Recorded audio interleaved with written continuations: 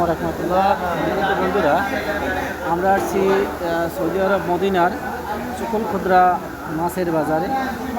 দেখতে পাচ্ছেন আমরা আসছি একটি মাছের বাজারে মাছ কেনার জন্য। এখানে 100%-এর ভিতরে 98%, 99% মাছই কিন্তু সমুদ্রের। এখানে তেলাপিয়া মাছও রয়েছে, দেখতে পাচ্ছেন। অনেক বড় মাছের বাজার, তবে ম্যাক্সিমাম মাছই আসে সমুদ্র থেকে। অন্য অন্য দেশ থেকেও আসে, ওমান থেকে আসে।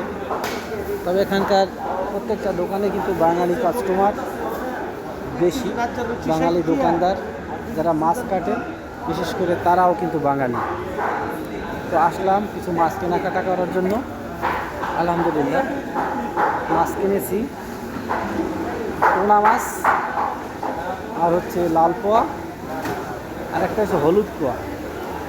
এই হলুদ পোয়া মাছ এই কখনো খাইনি, তো জন্য প্রথমবারের মতো নিলাম। আপনার হলো হলুদ পোনা, হলুদ পোয়া।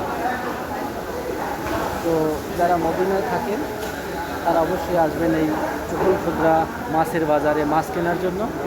এখানে কিন্তু আপনি পেয়ে যাবেন তাজা মাছ এবং সব মাছ সমুদ্রের মাছ।